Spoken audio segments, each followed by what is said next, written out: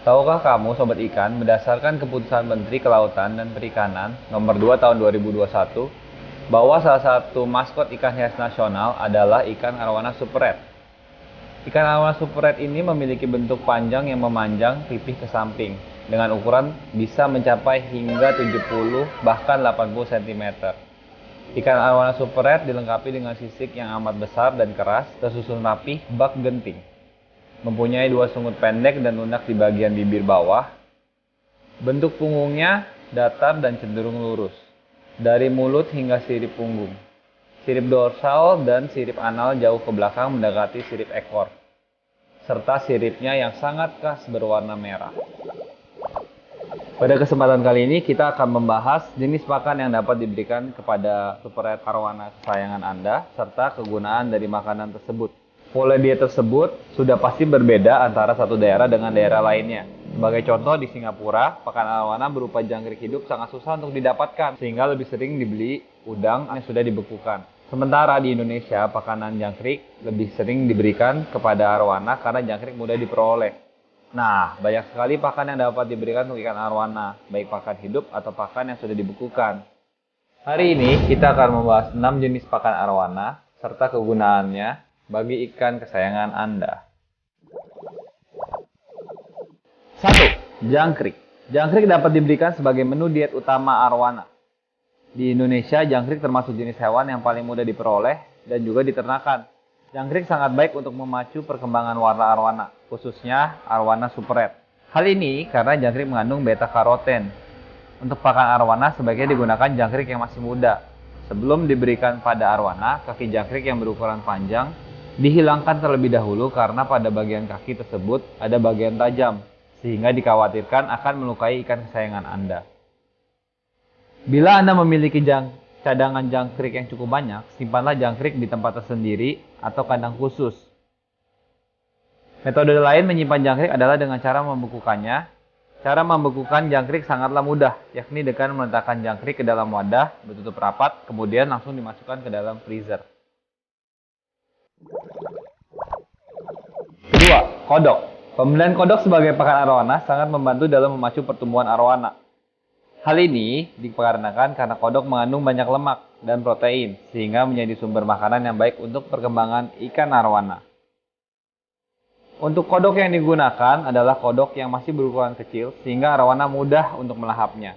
Namun pembelian kodok pada arowana juga harus dibiasakan terlebih dahulu, karena arowana yang belum terbiasa cenderung tidak mau melahap kodok yang diberikan.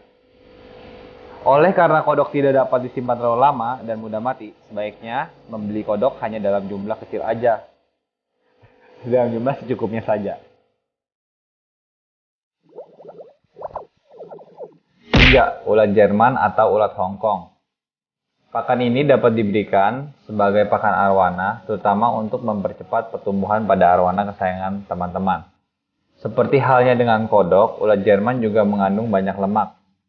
Saat ini sudah banyak orang-orang yang mengembangbiakan ulat Jerman sehingga sudah gampang atau kerap ditemui di pasar. Namun hati-hati, ulat Jerman yang diberikan secara berlebihan dapat menyebabkan perut arowana kesayangan Anda menjadi panas dan menyebabkan ambeien. Sebelum melakukan pemberian pakan dengan ulat Jerman, sebaiknya ulat dibekukan terlebih dahulu atau dipotong dulu taringnya. Karena ulat Jerman bisa hidup hingga beberapa lama walaupun sudah di dalam badan arowana dan bisa menggigit organ dari ikan kesayangan kita. Keempat, udang. Udang sangat baik untuk arowana, terutama ini digunakan untuk memacu perkembangan warna ikan. Seperti halnya dengan jangkrik, udang dapat diberikan hidup-hidup atau dalam keadaan frozen.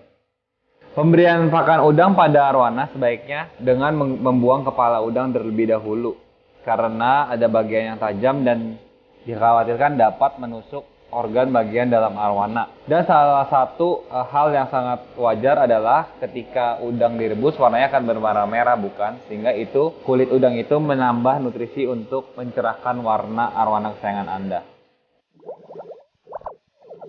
5. Kelabang. Bisa dikatakan kelabang merupakan menu pakan arowana yang paling disukai oleh arowana.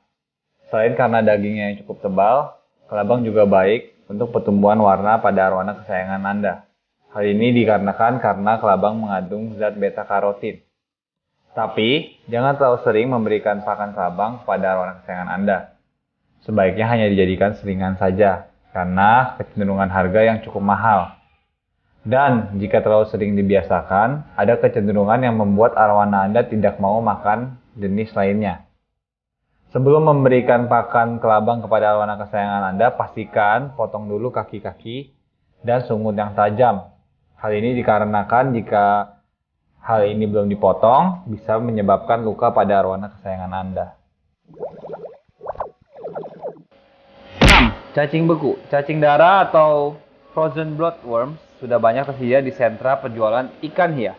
Cacing beku ini biasanya diberikan kepada ikan arwana yang masih kecil, yakni masih berukuran 8 cm atau 8 cm ke bawah.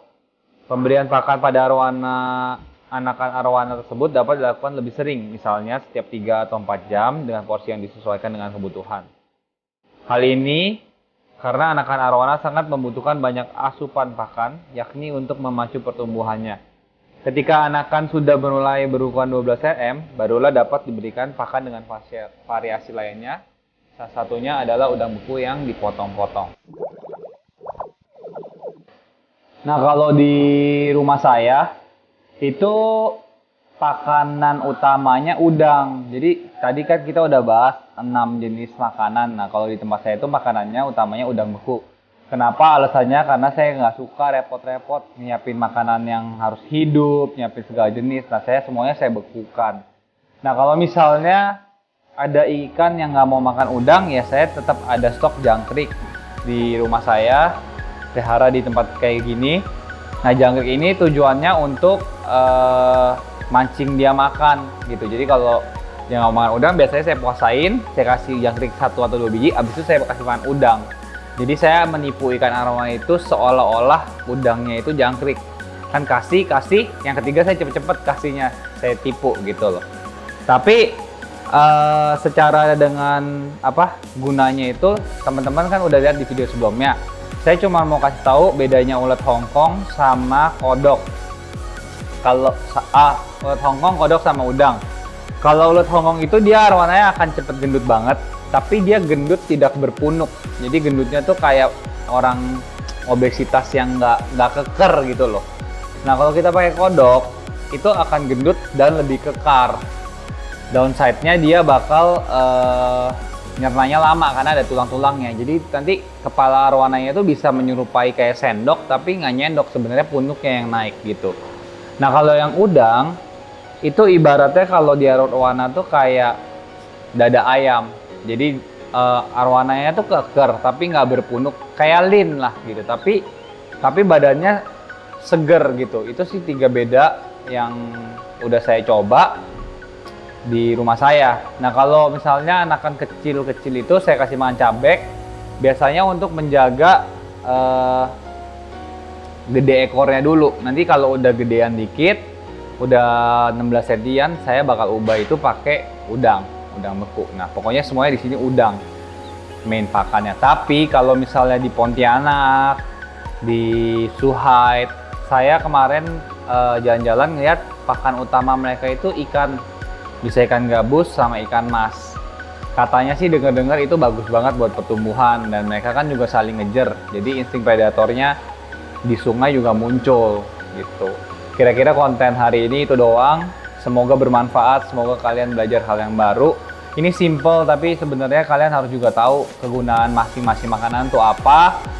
Buat teman-teman yang di rumah, kalau misalnya udah nyoba, misalnya mau eksperimen, yang ikan ini kasih ulat Hongkong doang, yang ini kasih ikan doang, yang ini kasih kodok doang.